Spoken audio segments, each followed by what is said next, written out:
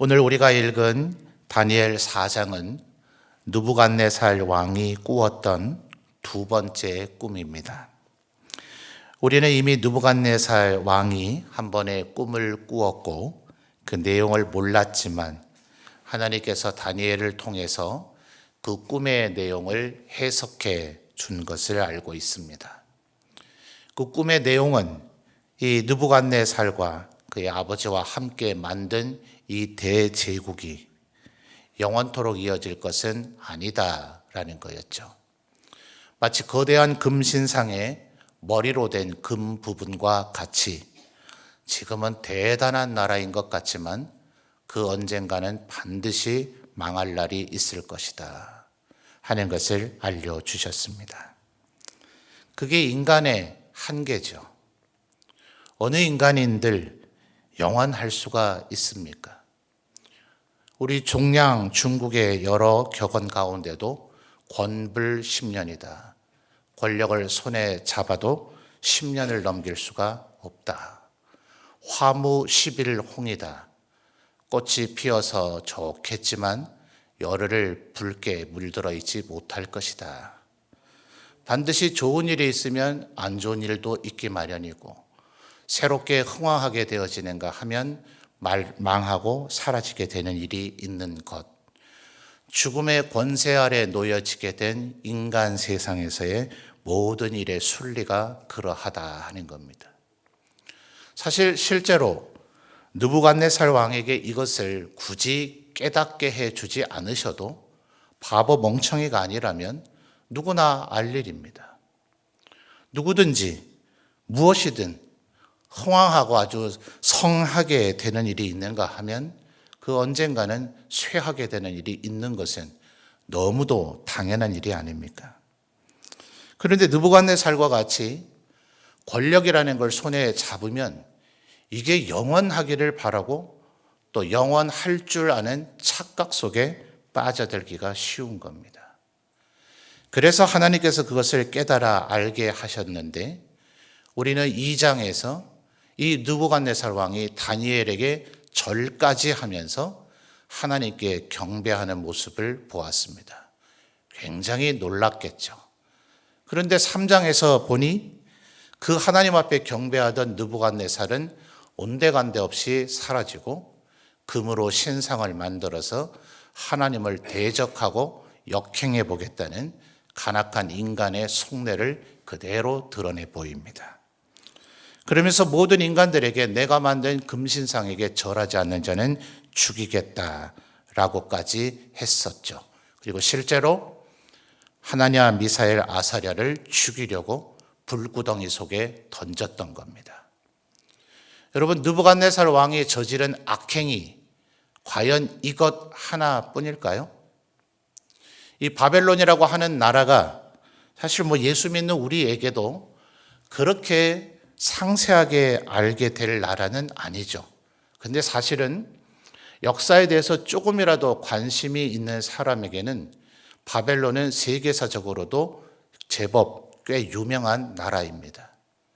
그러다 보니 로마라고 하는 나라가 출현하기 전에 이 아수르와 바벨론이 어떤 나라였는가, 또 그들은 인간 역사에 어떤 영향을 미쳤는가, 또 그리고 그 나라들이 어떤 죄악을 저질렀는가를 제법 상세하게 기록이 되어져 있습니다. 근데 이 나라가 저지른 죄악들은 정말 현대인이 보기에도 현대의 법률, 20세기, 21세기에 우리는 지난 20세기의 일본인들의 악행, 독일인들의 악행에 대해서 잘 알고 있지 않습니까? 그들을 단죄하고 정죄했던 그 기준으로 한다면 아수르와 바벨론은 완전히 형체도 없이 사라져 버리도록 그 죄를 물어야만 할 것입니다. 그럴 정도의 나라이니 하나님께서 이토록 경계하지 않을 수가 없으시겠죠. 그래서 오늘 또 다시 느부갓네살에게 꿈을 꾸게 하셨더라 하는 겁니다. 그런데 여러분 한번 잘 생각해 보십시오. 하나님께서 느부갓네살에게 지금 왜 꿈을 꾸게 하실까요? 벌 주시는 것이 목적이라면 그냥 죽이시면 될 일 아닙니까? 소돔 고모라에게 그렇게 하셨듯 또 고라 도당에게 땅을 갈라서 그들을 아예 묻어버리셨듯 또 온 세상을 홍수로 순식간에 심판하셨듯 굳이 이렇게 꿈꾸게 할 필요 없이 한순간이면 멸하실 수 있었을 거 아닙니까? 그런데 왜 이렇게 두 번이나 꿈을 꾸게 합니까? 이 세상에 악하기로 두 번째 가면 서러워할 느부갓네살에게도 기회를 주시는 하나님이시더라 하는 거예요. 결국 다니엘을 통해서 하나님께서 주시고자 한 얘기는 뭡니까? 23절을 보시면 오늘 설교의 제목이기도 합니다만 하나님을 어떤 분이라고 설명하고 있죠? 23절 왕이 보신즉 어떤 분이요? 한 순찰자, 한 거룩한 자라고 표현하고 있죠.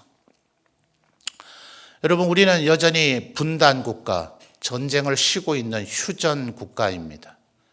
그래서 155마일의 소위 휴전선이라는 게 있죠. 거기서 지금도 우리들의 자녀들, 국군 장병들이 북한군을 경계하고 있습니다. 정말 전쟁의 위협이 고조되어지면 방어 태세, 그래서 디펜스 컨트롤이죠. 데프콘이라는 게 발령이 됩니다.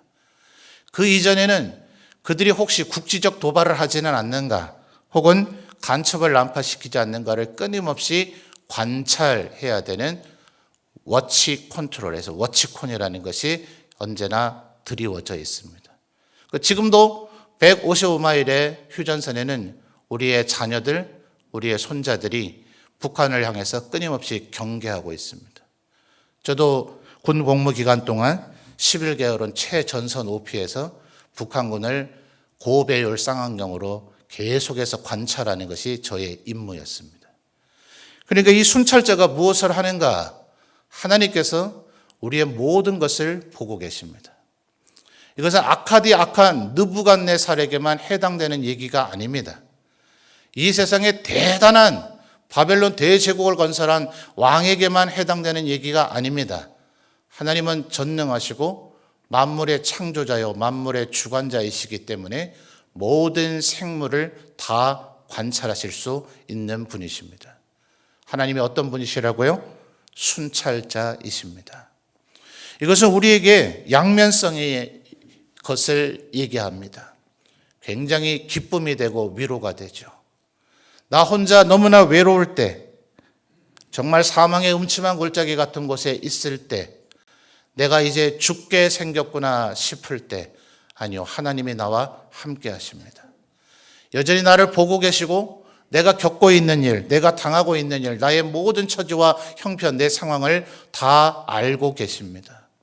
그러니 절대로 우리가 그 어떤 상황에서도 낙심하지 말 것은 하나님께서 순찰자가 되셔서 나를 보호하시고 지키시며 바라보고 계시다 하는 것이죠.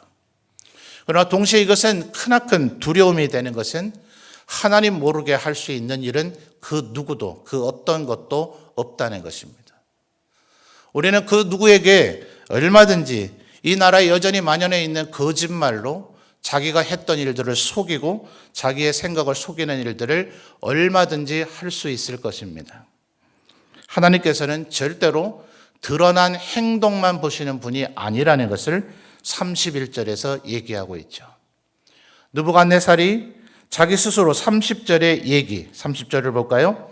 나 왕이 말하여 이르되라고 말하여라고 표현을 하긴 했습니다만 이 큰 바벨론은 내가 능력과 권세로 건설하여 나의 도성으로 삼고 이것으로 내 위엄의 영광을 나타낸 것이 아니냐라는 이 말을 말하려고 이 문장을 가다듬어 마음에 생각해서 31절에 이제 입 밖으로 내뱉으려고 내 입에 아직 그 말이 있었을 그때에 내 입술로 발하여지지 않은 내 속의 말의 생각까지도 그분은 아셨더라는 겁니다.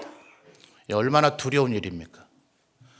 우리가 아무도 모르는 곳에서 혼자 했던 말과 행동 정도의 차원이 아니라 우리의 마음속에 시시각각 끊임없이 고민하고 갈등하고 번민하는 그 모든 생각, 어쩌면 그 누구에게도 들키고 싶지 않고 그 누구에게도 발견되지 않고 쓰레기통에 담았다가 휴지통을 비우듯이 폰이나 컴퓨터에서 우리가 자주 그렇게 하지 않아요? 쓰레기통에 담았다가 휴지통을 비워버리듯이 온 세상에 아무리 내 폰을 포렌식을 하더라도 그 누구도 볼 수 없도록 핸드폰을 아예 바꿔버리고 싶겠지만 아니요, 하나님께서는 그 모든 생각의 잔상까지도 다 아시는 순찰자이시다.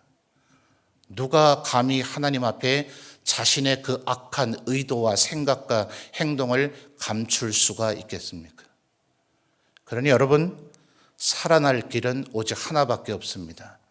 하나님 앞에 정결하기를, 하나님 앞에 순결하기를, 하나님 앞에 성결하기를 다짐하는 인생들이 되어야 할 것입니다. 누가 이 일을 할 수가 있습니까? 하나님께서 진실로 만물의 창조자시라는 것, 그분은 산자와 죽은 자를 심판하실 분이시라는 것, 그분이 우리를 너무나 긍휼히 여기신 나머지 나 대신 죽기까지 나를 사랑하신 분이라는 걸 진실로 믿고 아는 자는 반드시 이렇게 살고자 하는 열망이 있을 것입니다.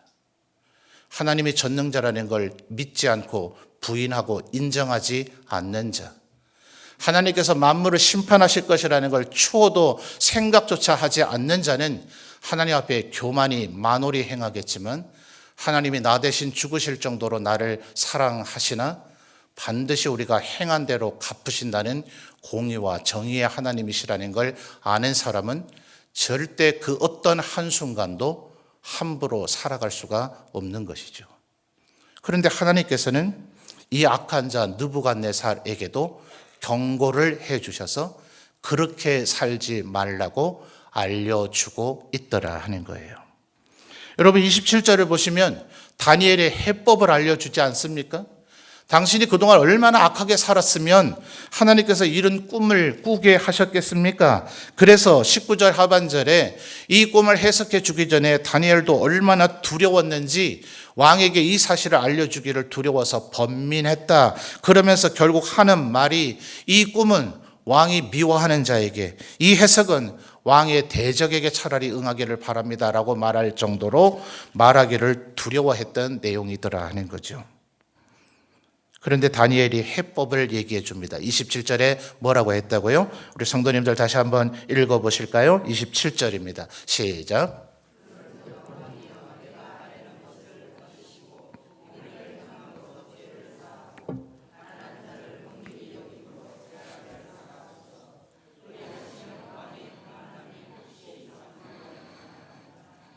아멘. 27절 중반절에 두 곳의 밑줄을 꼭 끄시면 좋겠다 싶습니다. 내가 아뢰는 것을 받으시고 뭘 행하라고요? 공의를 행하시고 가난한 자를 어떻게 하라고요? 긍휼히 여기라고요.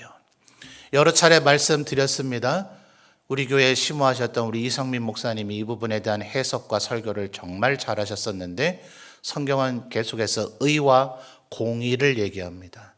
의는 내 내면 속에서만 이루어지는 일, 착한 마음, 성결한 마음, 온유한 마음, 인자한 마음을 먹는 것, 귀하고 좋은 일이죠. 내 마음속에서 그런 마음을 먹어서 다른 사람에게 단 한순간도 노를 바라지 않는다는 것, 대단하고 경건하고 아름다운 일이지만 그 마음으로는 그 어떤 영향력을 미치지 못합니다. 그는 의의 영역은 되겠으나 공의가 되지 못하는데 성경은 중요한 포인트에서 의로우라고만 얘기하지 않고 반드시 공의, 공적인 의, 공적인 의무를 우리에게 하나님께서 요구하고 계시다고 이야기하고 있는 거예요. 빛이 되라 하는 것, 소금이 되라 하는 것은 절대로 우리의 내면 속에서만 벌어지는 일이 아닙니다. 너희 빛을 높이 등경 위에 두지 않느냐? 누가 쌀과 콩 같은 걸 되는 그 돛박 말 아래 두어서 그 말로 그 등불을 덮어두어서 불빛이 밖으로 새어나가지 않게 하는 그런 어리석은 자가 어디 있겠느냐. 등경 위에 높이 들려서 그 빛이 온 사방에 퍼지도록 하지 않겠느냐. 소금을 그냥 두면 무엇으로 짜게 하고 무엇으로 맛을 내겠느냐. 소금을 반드시 음식 속에 넣어야 그 소금이 녹아야 그 맛을 내게 되지 않겠느냐 하면서 하나님의 백성들의 공적인 의, 우리는 이 세상을 향하여 하나님이 원하시는 것이 무엇인가를 드러내고 보여줘야 할 의무가 있다 하는 거죠. 바로 그렇게 살아야 하나님께서 너에게 은혜를 베풀어 주실 것이다. 여러분, 이 얘기를 느부갓네살이 계속 기억했으면 얼마나 좋았겠습니까? 우리 성도님들도 때로 말씀을 읽다가 또 때로는 강단에서 설교자들이 이런 얘기를 할 때마다 그렇지, 내가 하나님 앞에 거룩하고 경건하게 살아야지, 죄를 회개해야지, 하나님 앞에 악하게 살지 말아야지 아마 결심하실 때가 많이 있으실 겁니다. 그 결심이 언제까지 이어지고 계십니까? 느부갓네살의 실패를 볼까요? 29절을 보시면 12달이 지난 후에, 아마도 27절에 이 다니엘의 경고를 가지고 이 느부갓네살이 최소한 11달 보름쯤, 아니 364일 정도는 그래도 공의를 행하고 긍휼히 여기는 그동안의 악행을 중단하고 그래도 근신하면서 신중하게 지냈던 것 같습니다. 오늘은 4월 9일이죠. 작년 4월 9일에 여러분 무엇을 결심하셨습니까? 기억하십니까? 이렇듯 느부갓네살의 이 실패는 실제로 이것이 우리의 일이 되어질 때 그토록 만만한 일이 아니라는 걸 기억해야 합니다. 하나님 앞에 내가 말씀대로 살아가 보겠다, 하나님 앞에 경건하게 살아가 보겠다, 하나님 앞에 기도하며 살아가 보겠다 결심하시고서 그 일을 과연 얼마 동안 지속해 내셨습니까? 12달이 지나고 난 이후에 하나님의 이 경고를 잊어버렸을 때 그는 자기 스스로 소로 여기는 미치광이가 되었더라. 여러분, 어떤 면에서는 그렇게 될 수도 있었을 것 같아요. 30절의 이 내용이 얼마나 어마어마한 내용이었는지, 바벨론이라고 하는 이 성읍, 한 개의 도시가 결국은 나라의 이름이 되고 대제국이 되었는데, 이 바벨론은 평야지대에 있었습니다. 어떻게 외적의 침입을 막아내겠어요? 그런데 이 먼 옛날, 이 고대에 그들이 만든 성이 얼마나 대단했는지 20세기에 고고학 발굴들이 많이 이루어졌는데, 그 성벽의 두께가 그 성벽 위로 전차가 달릴 수 있었다 합니다. 그 성벽의 높이가 얼마나 높았는지 오늘날의 고층 아파트의 높이와 같았다 합니다. 도대체 이 성을 누가 무너뜨릴 수 있겠어요? 그러니까 그런 성을 그 고대에 만들어내게 하려면 이 왕은 얼마나 잔인하고 잔혹한 자야만 했겠습니까? 도저히 그런 돌의 재질이 아예 없는 이집트 안에서 그런 거대한 피라미드를 도대체, 그래서 7대 불가사의 아니에요? 도대체 어떤 사람에게 어떻게 어디로부터 이 돌을 옮겨와서 이 거대한 피라미드를 그 고대에 만들어냈는가, 이해가 안 되는 거죠. 아무리 납득하려고 해도 이해가 안 돼요. 느부갓네살이 만든 또 다른 것은 공중정원이라는 것이 있습니다. 왕비를 북방에 있는 메디아라고 하는 왕국의 공주를 맞이해 드렸는데, 거기는 굉장히 우리나라보다 훨씬 더 좋은 산수가 수려한 곳입니다. 나무도 많고 풀도 많고 동물도 많고 꽃도 많은. 그러나 말씀드렸던 바벨론은 황량한 들판에 있는 도시국가입니다. 여기로 시집온 이 메디아의 공주가 맨날 고향 타령하면서 결국에는 우울증 증세까지 보였다 해요. 느부갓네살 왕이 자기 아내를 위해서 정원을 만들었는데 급이 다릅니다. 말이 정원이지 산 하나를 아예 만들어 버렸는데 그 산의 높이가 구름을 뚫고 올라갔습니다. 그러니까 먼 들판, 황량한 굉장히 넓은 들판 가운데 있는 바벨론 도성, 그 안에 정원을 얼마나 높이 만들었는지 그 높이가 구름을 뚫고 올라가니 저 멀리서 이 느부갓네살이 만들었던 정원을 보니 그 밑자락은 안 보이는 듯하고 그 위에 구름으로 솟아있는 산이 보였는지라 밑자락은 생략하니 마치 구름 위에 떠 있는 것과 같아서 별명을 짓기를 공중정원이라 불렀더라. 이런 얘기는 안 놀라세요? 얼굴 표정들이 뭐 이렇게 덤덤하세요. 굉장히 놀라야 될 얘기 아닙니까?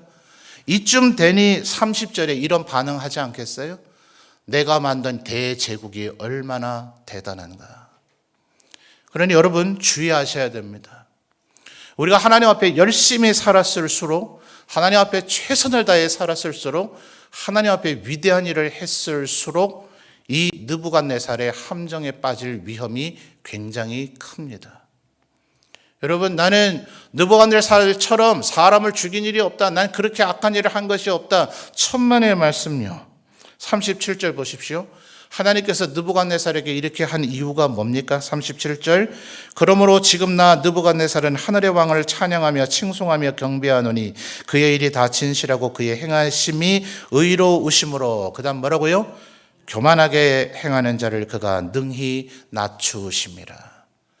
이게 저 멀리 있는 그 먼 옛날에 그 어떤 왕의 얘기라고 착각하시면 큰일 납니다. 내가 언제 뭐 왕자가 된 적이 있나, 공주가 된 적이 있나, 내가 대제국을 건설한 적이 있나, 우리 집도 내 집이 아니라 전세다. 아니, 이렇게 생각하시면 안 돼요. 우리의 마음속에 조금이라도 하나님 앞에 교만한 마음을 먹고 있다면 이것 내가 이룬 거지. 여러분이 만들어 놓은 작은 텃밭 하나 혹은 작은 개집, 강아지의 집 말입니다. 개집 하나, 내가 만든 것이 얼마나 대단하냐라는 교만한 마음을 눈꽃만큼이라도 먹고 있다면 하나님께서 순찰자 되셔서 우리의 마음의 생각까지도 꿰뚫어 보고 계시다는 이 두려움을 잊지 마셔야 됩니다. 오늘 하루하루 살아갈 수 있는 것이 하나님의 은혜인 줄 믿습니다. 우리가 의도하고 시도하고 행할 수 있는 모든 일들이 하나님이 허락하시고 하나님께서 허용하시고 우리가 그 일을 시도해 볼 수 있도록 은혜 베풀어 주셨는 줄 믿습니다. 이것이 끊임없이 우리의 입술에서 고백되어지고 인정되어져야 됩니다. 마치 바울 사도처럼 나의 나 된 것이 다 하나님의 은혜라고 말입니다. 그래야 그가 하나님의 동행하심과 하나님의 은혜와 하나님의 긍휼히 여기심을 맛볼 수 있을 것입니다. 가장 악한 자의 대명사인 느부갓네살에게도 이렇게 경고하셨던 하나님이 오늘 우리에게도 끊임없이 기회를 주신다. 나는 태어나서 원래 꿈 안 꾸고 숙면을 취하는 사람이다. 아니요, 꿈만이 하나님의 경고의 메시지의 도구가 아닙니다. 여러분 주위에 교만하게 살다가 쓰러지는 자들을 놓치지 말고 보십시오. 지금 우리는 얼마나 홍수와 같은 미디어의 세계 속에 살고 있습니까? 우리가 그냥 재미로 볼 수도 있는 수많은 영화와 드라마들이 얼마나 많은 교훈을 우리에게 쏟아내고 있습니까? 인간이란 어떻게 살아야 마땅하냐라는 질문을 우리에게 끊임없이 던져주고 있지 않습니까? 특별히 한국교회는 얼마나 많은 예배와 말씀의 강론의 시간을 통해서 아니요, 굳이 교회 나올 필요도 없죠. 유튜브만 열어봐도 전국에 얼마나 유수하고 훌륭한 목사님들의 설교를 하루 24시간 다 들어도 이 한국 안에서 수많은 설교자들이 한 설교를 다 드러낼 수 없을 정도로 설교의 홍수 시대에 우리는 살고 있습니다. 단 한마디 말이라도 귀담아 듣고 있습니까? 하나님께서 우리에게 주시는 이 경고의 메시지, 그러나 우리를 복주시고자 하는 그 뜻 속에서 우리에게 들려주시는 이 말씀을 경청하고 있습니까? 우리에게 들려지는 말씀을 경청하고 그 말씀을 우리의 마음에 새기고 공의를 행하고 긍휼히 여기는 마음으로 교만하지 않게 살아간다면 하나님께서는 순찰자 되셨는지라 반드시 우리의 삶을 지키시고 우리의 모든 문제를 해결해 주시고 우리에게 은혜와 축복을 베풀어 주실 줄 믿습니다. 이 순찰자가 든든한 나의 방패와 산성 되시게 살아가시는 우리 모든 성도들이 되시기를 주님의 이름으로 축원합니다.